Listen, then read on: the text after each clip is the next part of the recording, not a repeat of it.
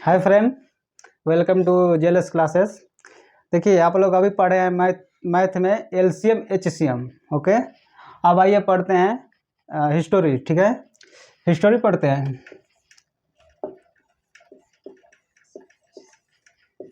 देखिए history history को सबसे पहले इसका बेसिक समझ लेते हैं। हिस्ट्री के जनक किसको बोला जाता है? ठीक है, हिस्ट्री के जनक, देखिए हिस्ट्री के जनक बोला जाता है उसको, जिसका नाम है हेरोडोटस। Okay, Herodotus.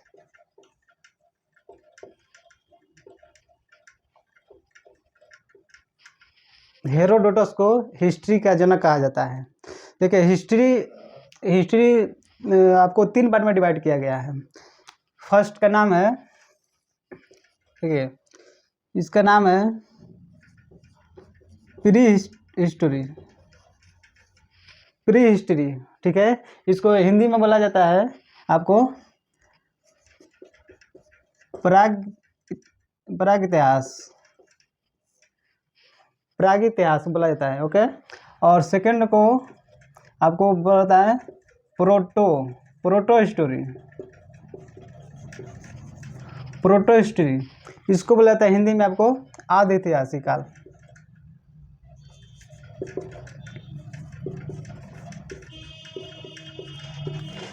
एक होता है आपको थर्ड नंबर के ऐतिहासिक। ओके,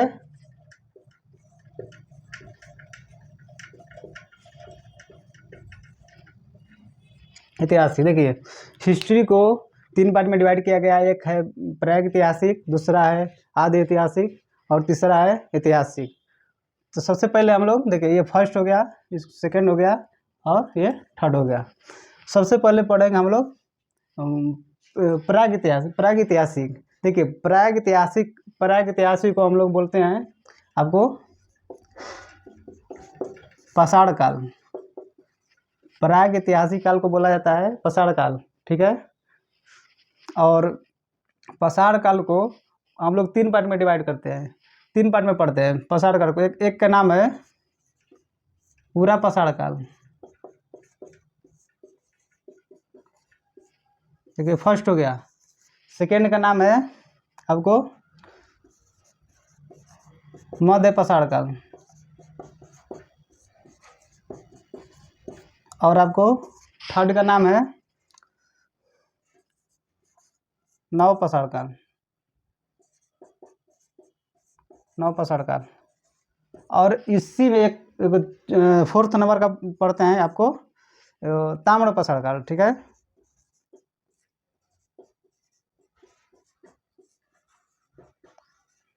देखिए सबसे पहले पढ़ते हैं प्रागैतिहासिक काल, और प्रागैतिहासिक को बोला जाता है पाषाण काल। ओके, पाषाण काल को 3 पार्ट में डिवाइड किया गया है आपको, पूरा पाषाण काल, मध्य पाषाण काल और नव पाषाण काल। एक और पढ़ा जाता है जिसका नाम है ताम्र पाषाण काल। ओके, पूरा पाषाण काल, मध्य पाषाण काल और नव पाषाण काल और ताम्र पाषाण काल। तो अब सबसे पहले हम लोग पढ़ते हैं प्रागैतिहासिक में पूरा पाषाण काल, मध्य पाषाण काल और नव पाषाण काल और एक ताम्र पाषाण काल। तो सबसे पहले इसको मिटा देते हैं हम। ओके, और पढ़ते हैं पूरा पाषाण काल। ठीक है, देखिए हाँ, देखिए पाषाण काल में, जो कि पाषाण काल क्यों बोला गया, उस समय पत्थर का यूज होता था, पत्थर का हथियार बनाया जाता था। जो आदि मानव पहले रहते थे जंगल में, और उस समय पत्थर का प्रयोग किया जाता है। हम आपको स्क्रीन पर उसका फिगर दे देंगे, बता देंगे, उससे आप लोग को समझ में आ जाएगा कि किस युग में किस पत्थर का यूज किया जाता था। इसके बाद धीरे धीरे बढ़ते बढ़ते आपको तांबा का खोज हुआ, फिर लोहा का खोज हुआ। तो पूरा पाषाण काल, देखिए सबसे पहले पढ़ते हैं पूरा पाषाण काल। देखिए सबसे पहला पढ़ते हैं पूरा पाषाण काल। देखिए अब एक और बात समझ लीजिए कि प्रागैतिहासिक में न लिखा गया है और न मतलब पढ़ा गया है। इसमें न कुछ किसी चीज़ लिखित मिला है, न ही पढ़ा गया है।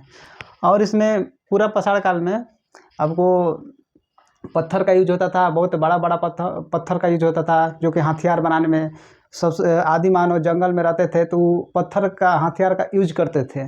ठीक है, तो देखिए ये पूरा पाषाण काल सबसे पुराना है।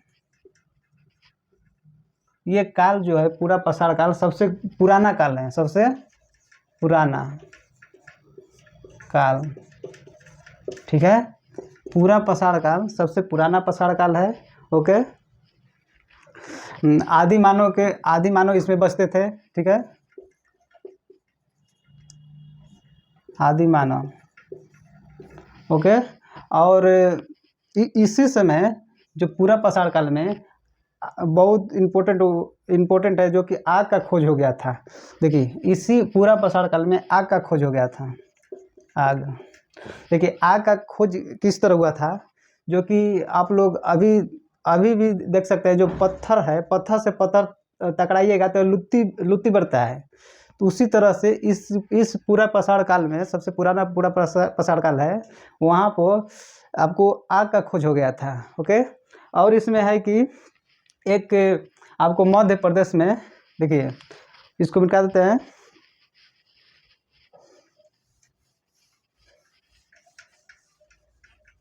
देखिए एक मध्य प्रदेश में आपको, एमपी में एक मध्य प्रदेश में एक भीमबेटका गुफा है। ओके, भीमबेटका गुफा, वहाँ पे देखिए मध्य प्रदेश में भीमबेटका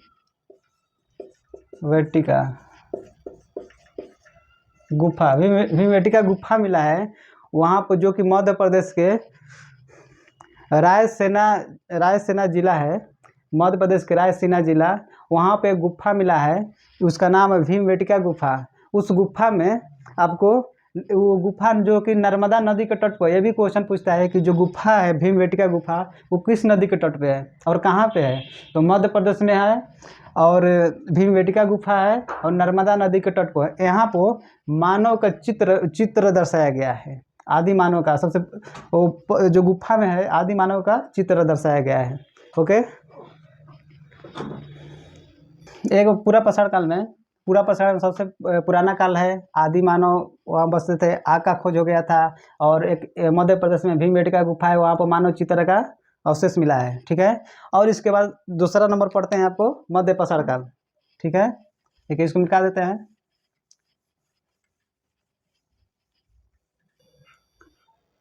देखिए सेकेंड नंबर में आपको मध्य पाषाण काल, मध्य पाषाण काल। देखिए कितना टीचर है कि जो कि नोट्स ले पढ़ाते हैं, हम बिना नोट्स के पढ़ाते हैं। ठीक है, देखिए मध्य पाषाण काल, मध्य पाषाण काल में आपको बोला गया है कि देखिए देखिए पूरा पाषाण काल में जो कि बड़ा बड़ा पत्थर का हथियार बनाया जाता था। जो आदि मानव थे बहुत बड़ा बड़ा पत्थर के हथियार बनाते थे, और मध्य पाषाण काल में आपको छोटा छोटा हथियार मिलने लगा। छोटा छोटा हथियार, छोटा छोटा हथियार का यूज होने लगा था। हम आपको स्क्रीन पर उसका फिगर दिखा देंगे, और उसी से आप समझ जाइएगा कि कौन पूरा पाषाण काल का जो पत्थर का जो औजार है, और कौन पत्थर का औजार से मध्य पाषाण काल का है, और नव पाषाण काल का कौन है। ओके, देखिए मध्य पाषाण काल में आपको जो कि मध्य पाषाण काल में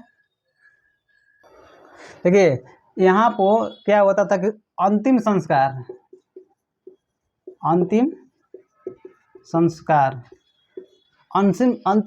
किया जाता था। जो कि आदमी डेट कर जाते थे तो अंतिम संस्कार किया जाता है। तो इसी समय स्टार्ट हो गया था, मध्य पाषाण काल से स्टार्ट हो गया था अंतिम संस्कार। ठीक है, और दफनाया जाता था। ठीक है, अंतिम संस्कार भी किया जाता था, दफनाया भी जाता था। और एक आपको मध्य प्रदेश में ही एक पालतू जानवर का अवशेष मिला है। ठीक है, पालतू जानवर। देखिए मध्य पाषाण काल में आपको छोटा छोटा हथियार का यूज होने लगा था, अंतिम संस्कार होने लगा था, आपको जो कि उस बॉडी को भी दफनाया जाता था। और पालतू जानवर मतलब आदि मानव सब रखने लगे थे। और पालतू जानवर कब पता चला, इसमें नहीं पता चला, इसमें ये पता चला है कि पालतू जानवर कोई था। अब आगे चल के पता चलेगा किस काल में आपको पालतू जानवर का मिला है। ठीक है, देखिए इसमें क्या हुआ था कि पालतू जानवर का अवशेष मिला है, मतलब मिला है किस जानवर का, तो पालतू, सबसे पहले पालतू जानवर कौन थे, कुत्ता, ठीक है, कुत्ता, जिसको इंग्लिश में बोलते हैं डॉग। ओके, देखिए पालतू जानवर, इसमें मध्य पाषाण काल में छोटा छोटा हथियार मिला है, अंतिम संस्कार किया जाता, दफनाया जाता था, और पालतू जानवर कुत्ता का अवशेष मिला है जो कि आपको मध्य पाषाण काल में। और इसके बाद पढ़ते हैं नव पाषाण काल। देखिए तीसरा में है आपको नव पाषाण काल। नव पाषाण काल, देखिए नव पाषाण काल, नव पाषाण काल में क्या हुआ था कि आपको खेती होने लगा था, ठीक है, आपको खेती का चर्चा मिला है, चर्चा हुआ है कि आपको खेती चालू हो गया था, ठीक है, खेती चालू हो गया था, और यहाँ पर अस्थाई आवास हो गया था। आप भी जानते हैं कि जहाँ भी खेती होगा तो वहाँ पर अस्थाई आवास होना जरूरी है, तभी खेती हो सकता है, ठीक है, अस्थाई आवास। ओके,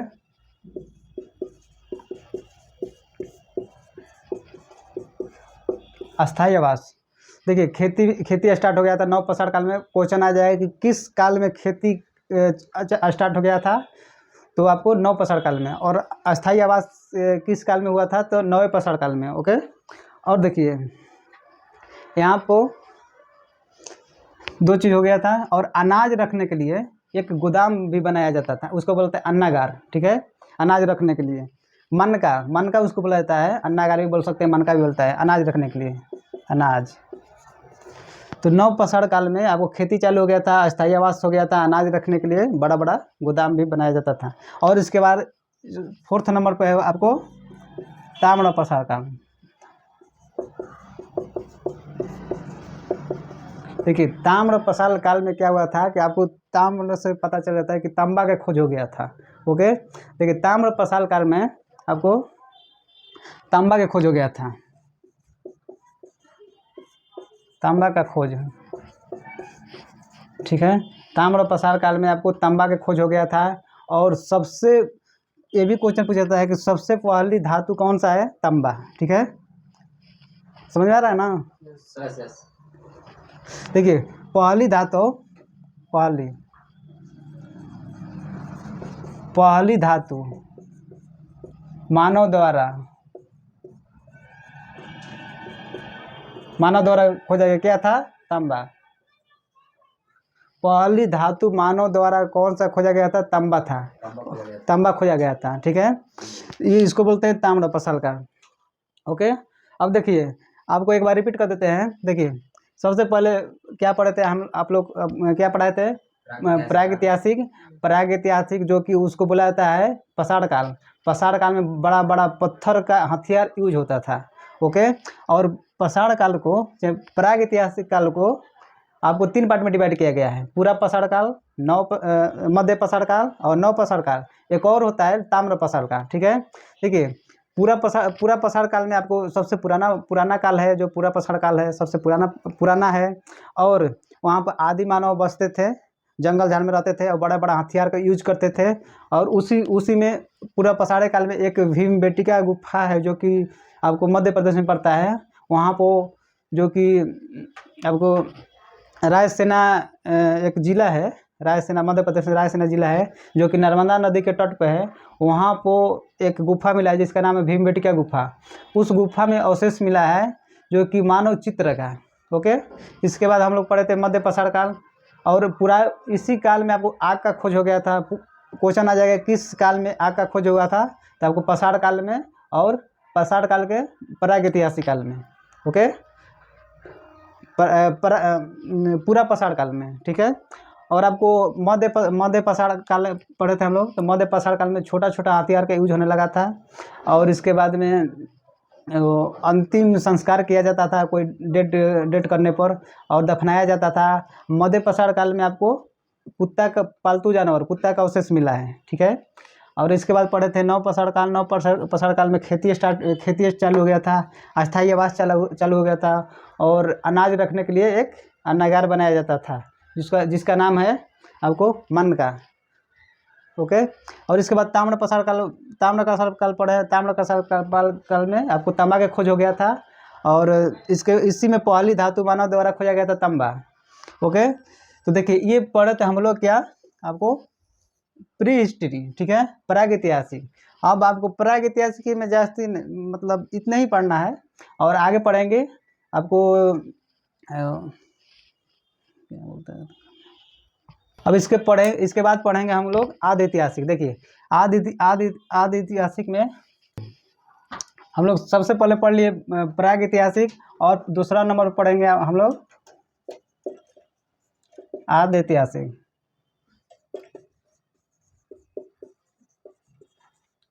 आदि ऐतिहासिक तीसरा नंबर पर पढ़ेंगे